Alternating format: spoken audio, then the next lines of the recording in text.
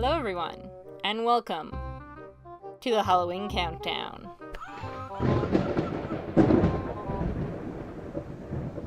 And today we're looking at The Invisible Man. I love old black and white horror. I absolutely love it. One of my favorite horror movies is The Cabinet of Dr. Caligari, which is actually a silent film. And yet, there are still a lot of old horror movies that I haven't seen, like the original Bela Lugosi's Dracula and the original Frankenstein. I know the stories off by heart. I've read Mary Shelley's Frankenstein like a billion times over. But the actual film with Boris Karloff, I've never watched all the way through, even though I know what happens. Which is why I didn't pick those ones in this case. I know what happens in the movie. I'm not going to be too surprised by it. The Invisible Man, however, that one, I didn't know what to expect. In terms of movie monsters, The Invisible Man isn't really up there with Dracula and Frankenstein and The Mummy in terms of being well known. The concept gets used a lot, the concept of an invisible man, but the original novel and the movies that are based on it aren't as well known. So I think my only really impressions of Invisible Man stories is in a cartoon where a character gets turned invisible for a day or something, or in relation to this one, the Invisible Man from Alan Moore's League of Extraordinary Gentlemen. No, not the movie. Screw the movie. Talk about the comic book. So I went into this knowing the basic premise that a scientist creates a formula that turns him invisible and he's trying to find a way to become visible again. I was not expecting how fast this movie jumps into everything. He's already invisible when this movie starts.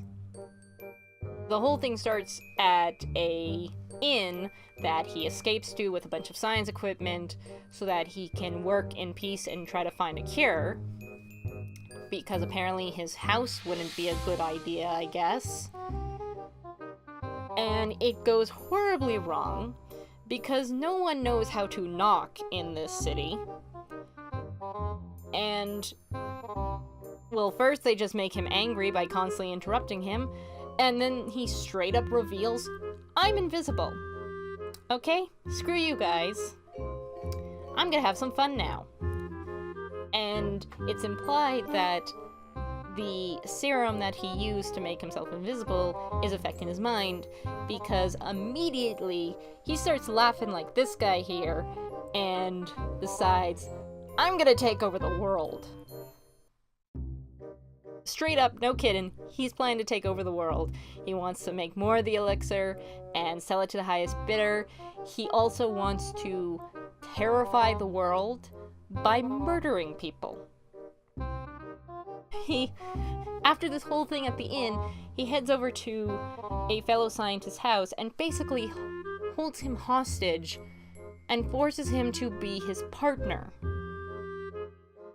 And tells him of this plan of we're going to kill people. Sometimes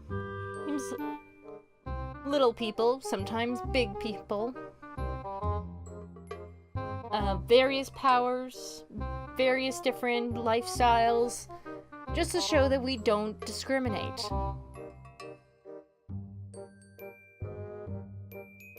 And the guy, what's his name again?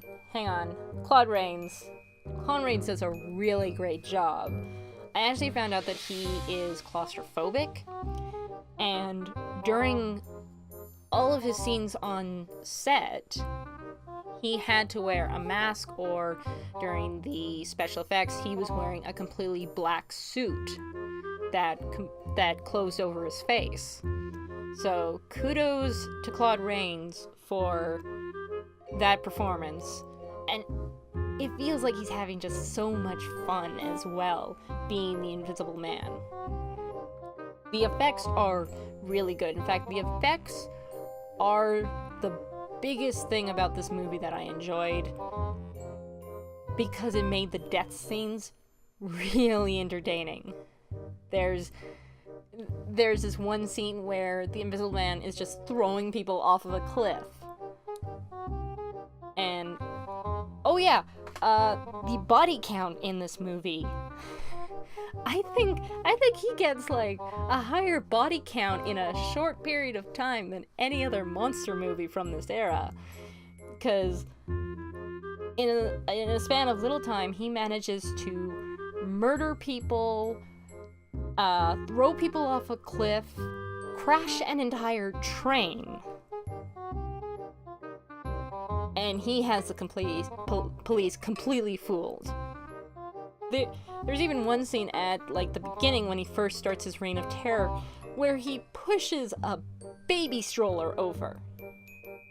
And you can't really see it that well, but you can see the fake doll that was in the cradle kind of launch out of the cradle as it's thrown over, which is kind of horrifying when you consider that, you know, that kind of stuff you never see in movies, especially on screen. Yes, I know it was a doll, but it was meant to look like a baby, okay? And then there's this romantic side plot that doesn't really go anywhere and doesn't really do anything. And at the end of the movie, when he dies, he reappears, and that's the first time we get to see the actor's true face. Not really a scary movie, though. But I don't think it was meant to be. It was meant to have dark humor, and it was meant to be more of a mystery or a sci-fi movie than an actual horror movie. I gotta give credit to all the other actors as well, because they all had to pretend that there was an invisible man running around, pushing over tables and chairs and glasses, and pinching their noses and pulling them by the legs.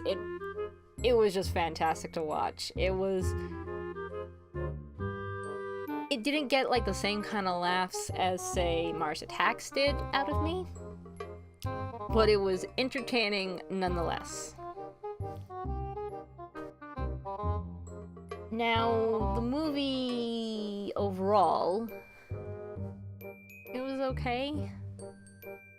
It's in this really weird spot, since it's not really a horror, and it's more comedy-ish, but at the same time it's also sci-fi, and it wasn't as strong as I wish it was.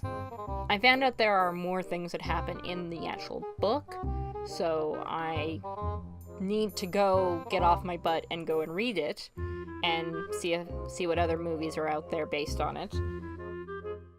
I kind of wish that, maybe not that it was longer, but that there was more things happening. There's a lot of scenes where we're really just listening to people talk back and forth.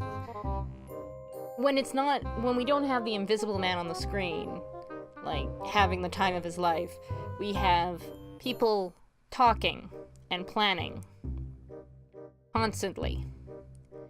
And they're going over in detail their plans about how to catch the Invisible Man. And I wish less time was spent on that and more time was spent on this guy. Because he's the main villain here. He's the main character, and we just don't get to see him enough. No pun intended. So, that was my review of The Invisible Man. Good movie, lots of laughs, not really scary. Probably not meant to be, though. And yeah, definitely glad that I added it to my collection. Alright, thanks for watching, everybody. Remember to like, fave, subscribe, all that jazz. And I'll see you guys in the next video. Bye-bye!